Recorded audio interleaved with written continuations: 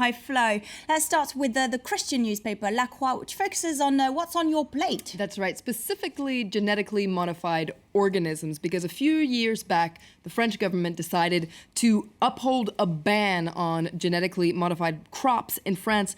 And you can see the front page of La Croix here, which points out that sowing season is beginning in France. And so La Croix is taking a closer look at these fears behind GMO crops. Should we be fearful of them? Now, France is actually at odds with the European Union on this, which authorizes the production of a certain genetically modified maize seed. And actually in France, some farmers and seed producers want to be able to produce this seed as well, but the opposition to genetically modified crops is very strong here, especially among the Green Party. They say that it's bad for not only the environment, but also for people's health. But La Croix is actually quite critical of the government's stance on this kind of all or nothing stance, and says that actually there should be a calm and reasoned debate and real scientific research. All right, Le Figaro, meanwhile, focuses on the economy and François Hollande's Responsibility Pact. That's right, that Responsibility Pact that we've been hearing a lot about since the new year. François Hollande's pro-business reform, a promise to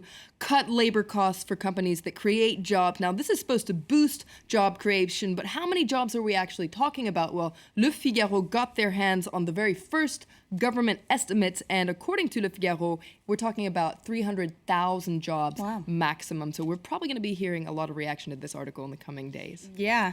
The French press is also focusing on the situation in Ukraine and Russia's reaction to the new Western-leaning leadership. That's right, that damning indictment of this new government. Well, Le Figaro takes a look at all this. What does it mean? Well, according to Le Figaro, this is a warning for Europe. And Le Figaro says that the EU really has a lot of responsibility for what lies ahead in Ukraine. It talks about the Kiev rendezvous, and Le Figaro says it's really time for the EU to finally start acting like a great power and to extend a hand to Ukraine. Well, Ukraine is also grabbing the headlines in the international press. That's right. I pulled out a cartoon in China Daily which sums the situation up quite well. You can see Ukraine at a crossroads there between the EU and Russia, but Ukraine has actually crashed into the pole there. Great so cartoon. It doesn't look very good for the situation. Now, it's also grabbing headlines around the world. A lot of focus on how the EU and the US are going to react to all this. And you can see here the front page of the Wall Street Journal today that's showing how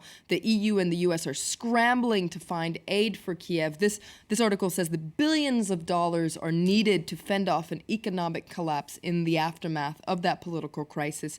And the New York Times today, in their editorial, also focuses on Ukraine's uncertain future, points out that, even though the bloodshed has stopped, it's far too early to celebrate. It's far too early to claim that the West has won and that Russia has lost. And it's a very tricky situation because Ukraine shares so much history and industry with Russia. And this article says that the West will really need to include Russia in any transition.